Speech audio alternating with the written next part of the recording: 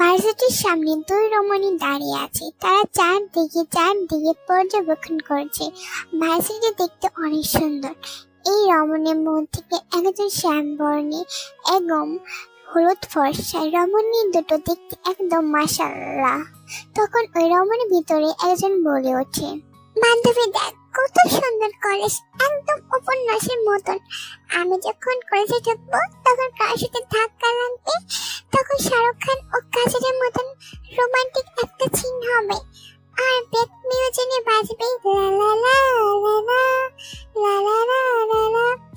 ইস, এই স্বপ্নটা যে আমার কবে পূরণ হবে, আমি অপেক্ষা করছি এই স্বপ্নের জন্য। জিমিনের কথা শুনে তে বিরক্ত হয়ে জিমিনিতে তাকিয়ে থাকে। এই মেয়েটা উপন্যাস পড়তে চরিত্রহীন হয়ে গেছে। সেও পড়ে কিন্তু জিমিনের মতন না। তখন তে জিমিনের উদ্দেশ্যে বলতে থাকে, তোর এই শাহরুখ খান মারুখ খান কেউ আসবো না, তোর সাথে ঠিকই ঢাকা লাগবে, কিন্তু তুই পড়বি কাদায়, যেখানে কুকুরের ছোট্ট ছোট্ট বাচ্চা শিশু করে। বলছিস, তোর এসব স্বপ্ন ড্রামা বন্ধ কর। তোর এসব ড্রামা দেখে আমার না প্রচুর পরিমাণে হাসি পায়। আর এত উপন্যাস পড়িস না বোন, উপন্যাস পড়তে পড়তে শেষ। তুই এই কথা করতে পারলি, আমার এই ছোট্ট মনটা টুকরো টুকরো হয়ে ভেঙে গেল। এখন আমি কি করব? আমার এই মনটা এখন কে জোড়া লাগাবে বলতো? আমার মন জোড়া লাগান তো কি করতে এখন তো আসে না। আর তুই কি আমার মনটাকে শেষমেশ ভেঙে দিলি? এই ছেলে, তোর ড্রামা বন্ধ করবি? তোর এই ড্রামা নেকার ড্রামা দেখতে দেখতে আমি একদম ভক্ত হয়ে গেছি। এই কথাটা বলে তে চুপ করে যায়, জিমিন চুপ করে যায় এবং তের দিকে অসহায় দৃষ্টিতে তাকিয়ে থাকে। এরপর দুজন কলেজের ভিতরে ঢুকে পড়ে এবং চারদিকে তাকিয়ে থাকে। তাদের কলেজটা সত্যি উপন্যাসের মতন অনেক বেশি সুন্দর। তাদের এই কলেজটা অনেক বেশি ভালো লেগেছে। তারা কয়েক মুহূর্ত হাঁটার পর কারোর সাথে ধাক্কা লাগলো। ধাক্কা লেগে পড়তে নিলে লোকরা কে ধরে ফেলে, একদম কাজল ও শাহরুখ খানের মতন। এদিকে তো জীবন হা করে তে ও ব্যক্তির দিকে তাকিয়ে আছে আর মনে মনে ভাবছে, तुझे देखा ही न जाना सनम, प्यार होता ही जाना सनम, तुझे देखा होके जाना सनम, प्यार होता ही जाना सनम। আপনা আপনি এই গানটা জীবনের মুখ থেকে বের হয়ে আছে। তার সাথে এইটা হওয়ার কথা, শেষমেশ নাকি তের সাথে হলো এই আনরোমান্টিক মেয়েটির সাথে। জিমিন এসব ভাবতে পারছে না। তখন জিমিন বলে ওঠে, এটা হতে পারে না তে, তুই ওখানে পড়লি? না না না, আমি বিশ্বাস করি না, ওইখানে আমার পড়ার কথা ছিল। না না না না, আমি বিশ্বাস করি না। কেউ আমাকে হলুদ রঙের বিষ দে, আমি বিষ খেয়ে মরে যাবো, নাহলে আমি কুচু গাছের সাথে ফাঁসি নিয়ে মরে যাবো।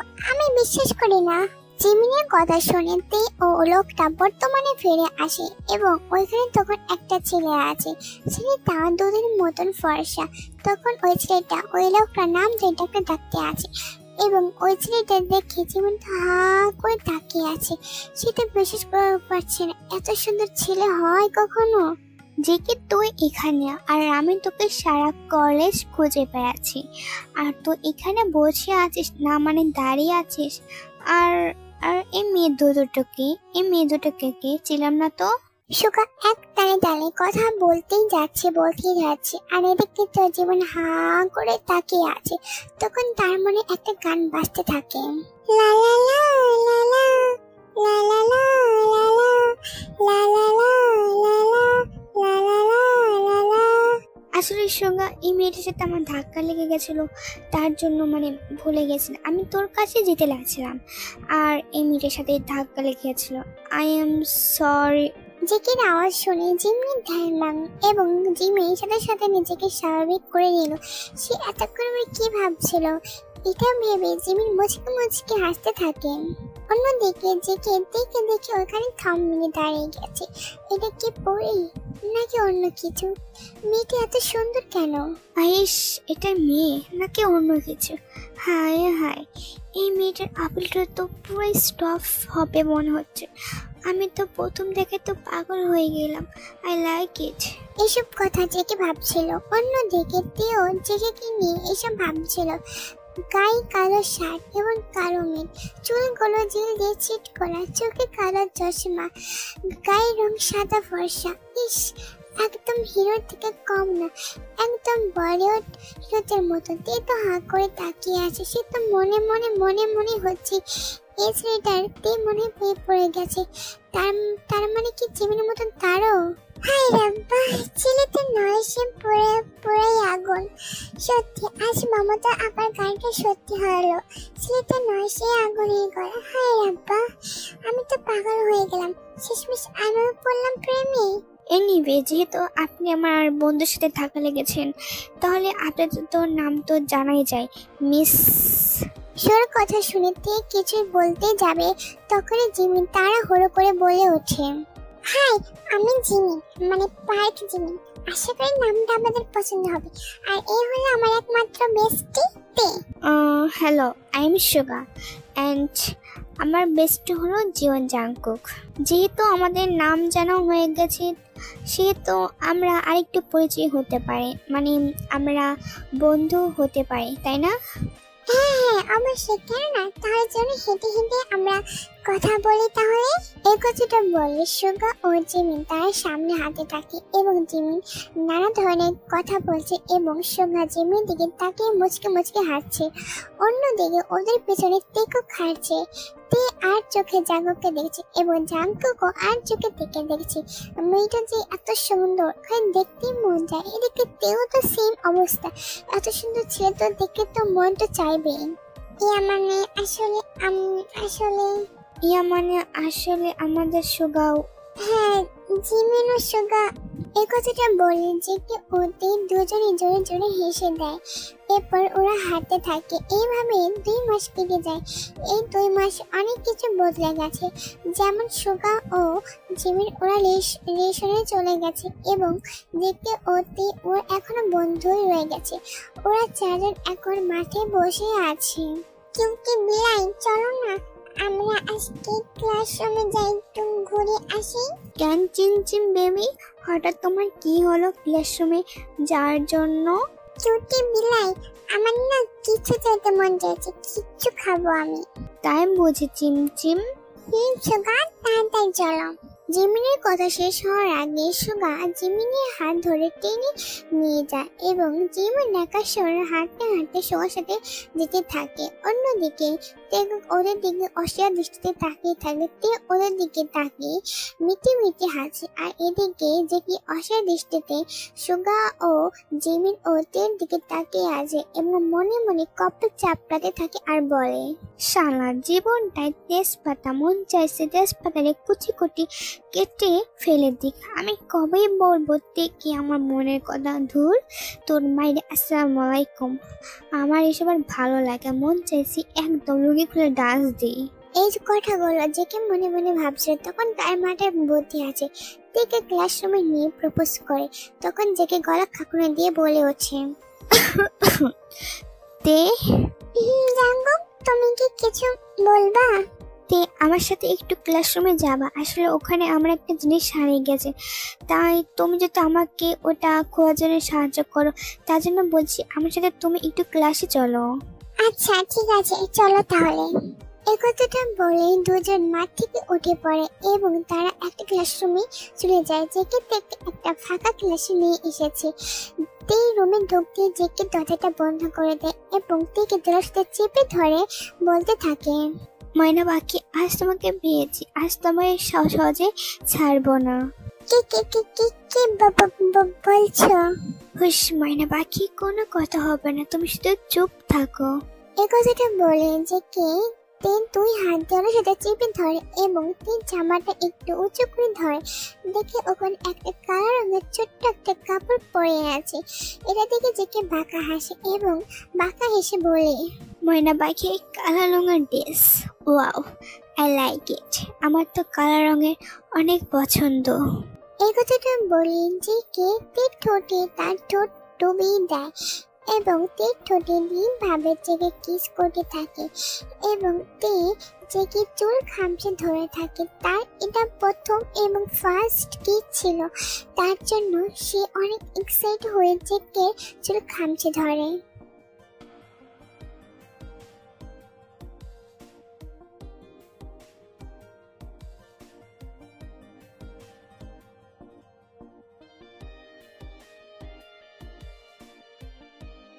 এরপর জেকে কিস ব্রেক করে তেকে মেঝেতে ফেলে দেয় এবং জেকে দের উপরে উঠে পড়ে এবং জেকে লিটল কুকি তো অলরেডি দাঁড়িয়ে গেছে।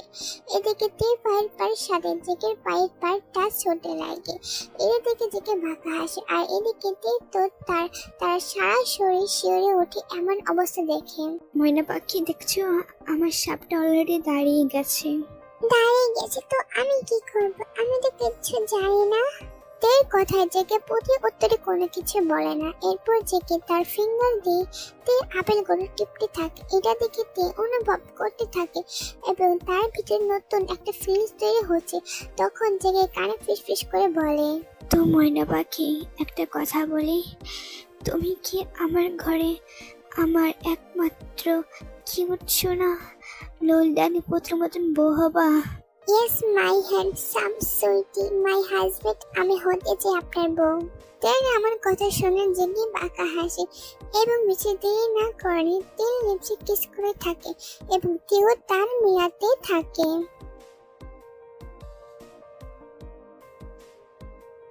আজ তিলকের বিয়ে হয়েছে, প্রায় 2 মাস ওরা রিলেশন ছিল। তারপর তাদের ফ্যামিলিকে বলে, যেহেতু তীর বাবা ও জাঙ্গুকের বাবা আগে থেকে বন্ধু ছিল, তার জন্য তাদের রিলেশনটা তারা মেনে নিয়েছে এবং তাদের ছেলে মেয়েদের ধুমধাম করে বিয়ে দিয়েছে। এই বিয়েতে অবশ্যই তো সুগা ও জিমিন থাকবে। অন্যদিকে থেকে বাসাগুলো বসানো হয়েছে এবং জিমিন তের পাশে মুখ গোমড়া করে বসে রয়েছে। কি রে, কি হয়েছে? এমন মুখ গোমড়া করে বসে আছিস? আরে জানো কি বলবো বল? সুগা আমার সাথে রাগ করেছে। কি বলবো? ওদের বলছে বিয়ে করবে। আমি বলতে তোমার ফ্যামিলি তো রাজি নয়। তো আমি তো রাজি, তোমার ফ্যামিলি রাজি নেই, তার জন্য রাগ করছে। ও তাহলে এবার প্যান, আমার কাছে একটা বুদ্ধি আছে। শোন বুদ্ধিটা কি? কি বুদ্ধি বল? তোর বুদ্ধি তো আমার তো কাজে দেয়, এই বুদ্ধি তো আমার কাজে দেবে। তের কথা শুনে জিমিন হেসে দিল। এরপর তে জিমিনের কানে কানে কিছু একটা বললো। এটা শুনে জিমিন কিক কিক করে হেসে দিল। এরপর সে রুম থেকে বের হয়ে যায়। এবার সুগা বুঝবে কথা ধানে কথা যান। সে রাগ করা, এর আগে জিমিন কিভাবে ভাঙাতে হয় সেটা সে এবার দেখবে। অন্যদিকে সুগা কেবল ফ্রেশ হয়ে রুমে এসেছে। যেহেতু জাঙ্গুকের বেস্ট ফ্রেন্ড, সেই হিসেবে আমার ফুফাতো ভাই, তার জন্য সবটা সুগাকে সামলাতে হয়েছে। তার জন্য সুগা অনেক ক্লান্ত, তার জন্য ফ্রেশ হয়ে বিছানায় এসে বসেছে এবং একটা টি শার্ট এবং ট্রাউজার পরে ফোন নিয়ে বাইরে বের হয়ে যায় ঠান্ডা হাওয়া খেতে। ঠান্ডা খাওয়া খেতে যদি একটু ভালো লাগে তাহলে তো ভালোই হয়, তার জন্য বাইরে এসেছে।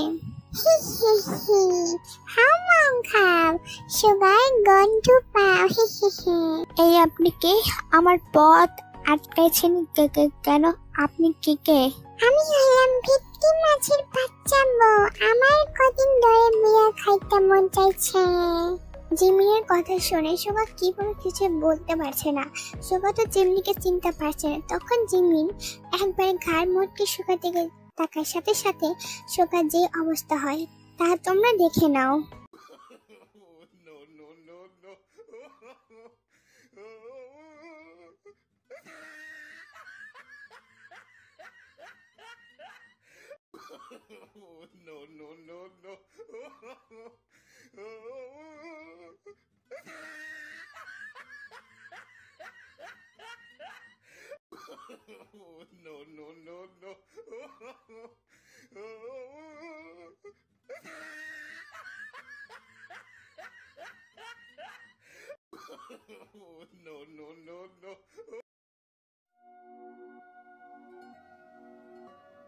কয়েক মিনিট পর জেকের রুমে আসে। রুমে এসে তেকে দেখে তার লিটল কুকি দাঁড়িয়ে যায়।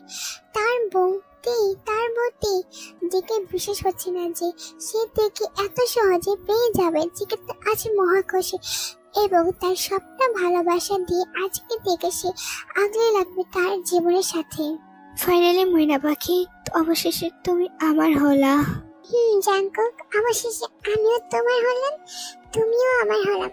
আমি অনেক খুশি আজকে। তাহলে জান, বেশি দেরি করবো না, তাহলে আমাদের আসল খেলা শুরু করি। আমাদের বাচ্চা তো আনতে হবে। ইস জাঙ্কুক, তুমি কি যে বলো না। এ কথাটা বলে জাঙ্কুক গা দেরি করে না, নিজের জামা কাপড় খুলে ফেলে দেয় এবং জ্যাকেটের সাথে ইন্টিমেট হয়ে যায়।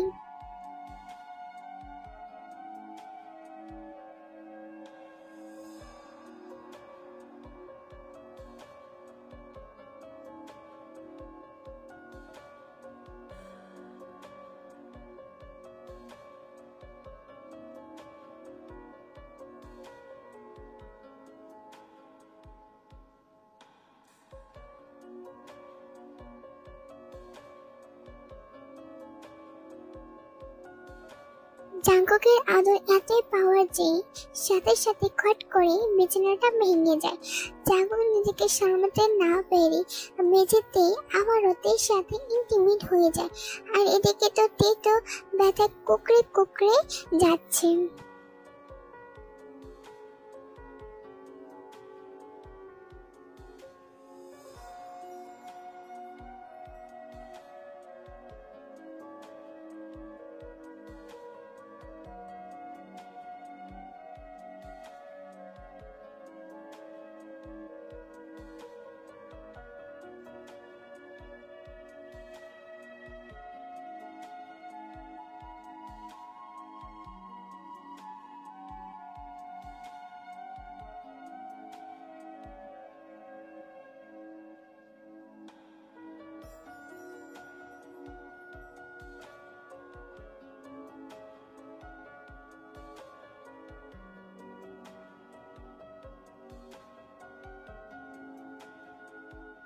অবশেষে আস্তে আস্তে জাঙ্কুকের ভালোবাসা পূর্ণতা বাড়ছে।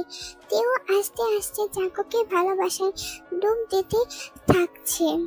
এইভাবে অনেকদিন কেটে যায়। আজকে সুগা ও জিমিনের বিয়ে হয়েছে, তাও সুগা জোর করে জিমিনকে বিয়ে করেছে। জিমিন তো রাজি ছিল না, কিন্তু জিমিনকে বিয়ে করেছে সে। আর যেহেতু জিমিন ওই সুগার পাশের রাত, তার জন্য সুগা আর দেরি করে না, জিমিনকে নিয়ে রুমে ঢুকে পড়ে এবং জিমিনের সাথে ইন্টিমেট হয়ে যায়।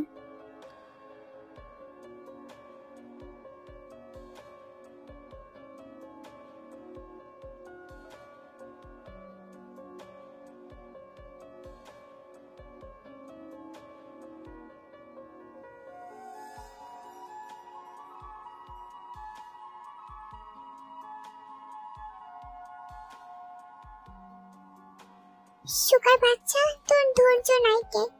তুমি জাঙ্কুকের থেকে অনেক লোচা, তোমার ধৈর্য নাই কে? কেন, তোমার তো ধৈর্য ছিল না? আমার সাথে তুমি রিলেশন গেলা, তারপর বলবা বিয়ে করব। এখন আমি এইসব করছি, এখন বলছো আমার ধৈর্য নাই কে? So nice. আমি কথা বললে দোষ, আর তুমি কথা বলে দোষ না, এটা কেমন? আমি মানি না, আমি হলুদ বিষ খাই মরে যাব। এই ট্যাপটা, তোর ট্যাপটা বন্ধ করতো। তোমার এই ট্যাপটা করার জন্য আমার মাথা একদম ধরে চিনচিন হয়ে যাচ্ছে। কি আমি ট্যাপ না? আর তুই যে বিলাই, সারাদিন আমার ঘুরে পিছনে মেমো করিস, তবে কিছু নাই, নিজের পায়ে ভালো। খারাপ বিলাই। জিমিনের এমন কথা শুনে সুগা হো হো করে হেসে দেয়। সে অবশ্যই জিমিনকে বিয়েছে। জিমিনকে কি করে বোঝাবে যে সুগা তাকে কতটা ভালোবাসে? সুগাও জানে জিমিন তাকে প্রচন্ড পরিমাণে ভালোবাসে, কিন্তু নিজের পাওয়া এটা তো ভাগ্যের ব্যাপার। তার জন্য সুগা এক মুহূর্ত দেরি না করে জিমিনকে তাক করে নিয়েছে, যাতে কেউ জিমিনকে তার কাছ থেকে ছিনিয়ে নিতে না পারে। তার জন্য সুগা এই কাজটা করেছে। কি হলো, এভাবে ফেল করে হাঁটছে কেন? আর আমরা এভাবে তাকিয়ে দেখছে কেন? আমার কিন্তু আবার শরম লজ্জা আছে, বলে দিলাম। হ্যাঁ, ভাবছি আমাদের লাভ স্টোরিটা কেমন শুরু হয়েছিল আর আমার লাভ স্টোরিটা কেমন শেষ হলো। ওয়াও, তুমি এখন আমার বউ, আমার তো বিশ্বাসই হচ্ছে না। বুঝলাম, কাজ শুরু করো আবার। জিমিনের কথা শুনে সুগা আবার নিজের মতন কাজ শুরু করে। অন্যদিকে দেখো আজকে জাঙ্কুক থেকে অনেক ভালোবাসা দিচ্ছে, একদম সুগার মতন।